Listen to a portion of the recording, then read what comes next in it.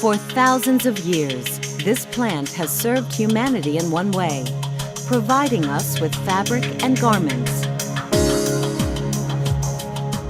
But now, the age-old cotton plant is undergoing a radical transformation. Scientists and entrepreneurs are discovering new ways to use cotton to reduce pollution, insulate homes, clean up oil spills, even feed the hungry. Our goal is to take something that is old and traditional and make it technologically advanced and revolutionary. What follows is a brief tour across America to the labs and factories where the cotton plant is at the epicenter of a revolution.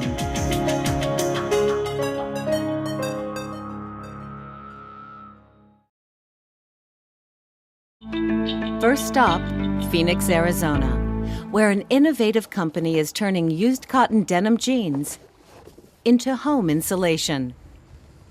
What happens to those cherished old jeans of yours? In this case, they're collected, shredded, and bundled into huge bales. What we have here is 500-pound blocks of recycled denim. The average weight of a pair of jeans in the United States is about 2.1 pounds. So we basically have 250 pairs here of recycled jeans. This clump of material right here could have been somebody's favorite pair of jeans at one point, and now it's really been given a second life, and it's going to become a great building product. At this high-tech plant, those old jeans go through the proverbial wringer. They are processed and shaped into extremely high-quality insulation. It's a transformation that has captured national attention. And the Cotton from Blue to Green Denim Drive allows people to donate their denim. Home insulation made out of your old blue jeans. Cotton Incorporated will give them new life as this, a natural cotton fiber insulation. This is certainly one of the most innovative products to come into the insulation world in the last 20 to 30 years, without a doubt. When we tell somebody for the first time that this is an insulation made from recycled jeans, the look on their face really tells the story. If jeans were great for you to wear at home, they're even better for your house to wear.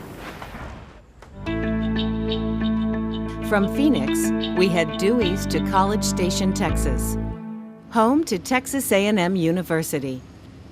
Here, Professor Kirti Rathore and his team are working toward a dramatic breakthrough that could help feed the world, using cottonseed. There is enough cottonseed produced every year to meet the basic protein requirements of 500 million people, and that's a lot of protein. Right now, cottonseed is fed to cows, whose stomachs can digest the seed. The problem for other animals and humans is gossypol, the black specks inside the seed. Using revolutionary genetic technology, Rathore and his colleagues have developed a new variety of cotton plant, whose seeds have no gossypol. This is a very big deal because it really opens up this huge resource in the form of cottonseed for human nutrition, either directly as food or indirectly as feed for chicken or pigs. The Texas A&M team has already created plants on a small scale. Within a few years, these researchers may be helping to alleviate hunger around the world. Far to the north and east, in Milwaukee, Wisconsin, the challenge is using cotton to clean up oil spills. The Sellers Company begins with raw cotton fiber and transforms it into oil-absorbent booms and pads. In this demonstration, oil is quickly sopped up by the cotton inside the boom.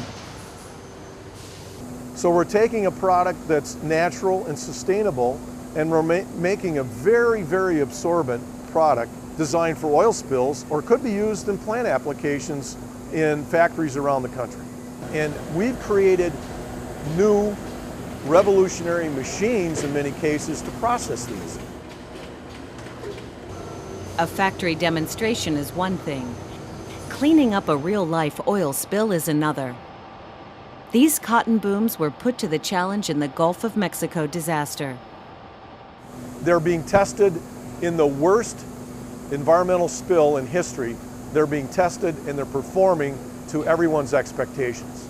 Next stop, Green Island, New York, on the banks of the Hudson River. A company called Ecovative Design has invented this revolutionary packing material. It all begins with cotton trash, meaning the waste products that result from the modern ginning process. Scientists blend the cotton trash with the roots of mushrooms and literally grow a product called EcoCradle, which performs like styrofoam or cardboard. Wood or cardboard are made from trees. Trees take 10, 20, 50 years to grow before they can be chopped down, and it really takes a lot of energy and water to create cardboard.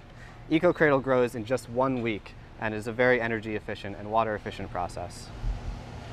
The result is a packing material that is all natural, unlike the plastic-based products that are crowding our landfills. Packaging really epitomizes what's so crazy about using a plastic-based material. You know, it lasts for 10,000 years, use it for 4 weeks, and then you throw it in the trash. It's absolutely crazy. In that single cubic foot of styrofoam, you've got the same energy content of somewhere between half a gallon and a gallon of gas. Yet we're throwing this in landfills like it's nothing. It's just crazy. There's no other way to describe how we're using that material.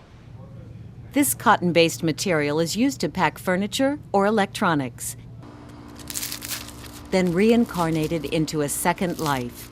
So when you're done with EcoCradle, when you get this as packaging, you can crumple it up and toss it in your compost pile, or just toss it right on your garden as mulch. And this will break down in just 2 to 3 months, and it really helps build the soil. 150 miles to the west, at Cornell University, scientists are giving cotton special properties by using something called nanotechnology. You can think of nano as 1/1000th of a meter. So it's nothing you can see with your eyes, and you have to use the most powerful microscope in order to have an idea of the length we are talking about. With nanotechnology, cotton threads are coated with microscopic particles, enabling the fabric to conduct electricity. The possible applications are limitless. We can make cotton conductive of electricity, so we can weave conductive yarns into your clothing, and we can sense the heart rate of the person wearing the clothing. We can also create color without dyes. Meaning that little black dress could be made to change color with the flip of a switch. The Cornell team has already created cotton fabrics that can power electronic devices, and that's just the start. And you can find cotton all over the world. So the chemistry developments that we do here in Ithaca, New York, can be applied all over the world that produces this material. There are very few materials in the world that can have this global implication. It's a long way from Cornell and the Ivy League to Center, Alabama. Population, 3,500. This is where the Ellis family turns cotton gin trash into high-quality mulch, which is sprayed onto landscaping projects to prevent erosion. There's not another plant like this that I know of anywhere in the world. We're the only one that can make this cotton mulch today that I'm aware of anyway. Most other mulch is made of wood from virgin trees, but these raw materials would have been trash.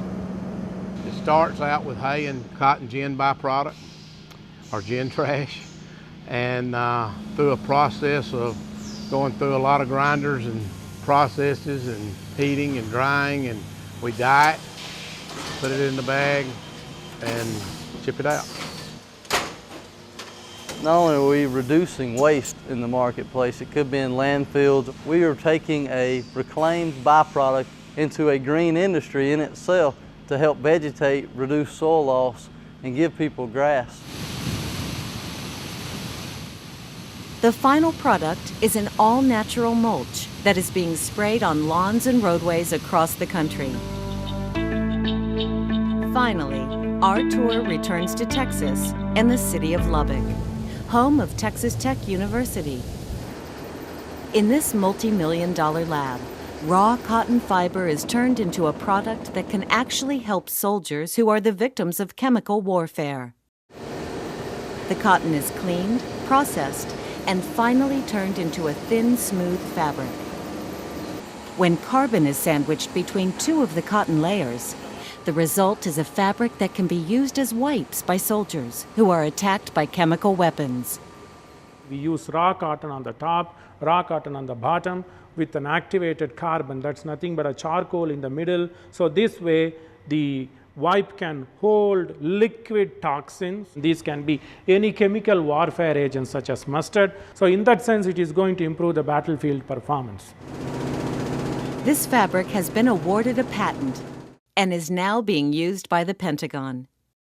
To see a technology to be used in a real war theater to save the lives of the soldier is something which we feel that we are fortunate to be part of this. The examples on our tour were just that, examples. There are many other advances being made in labs and factories, not only in America, but in every corner of the world. What other magical products will come from the magical cotton plant? As they say, stay tuned.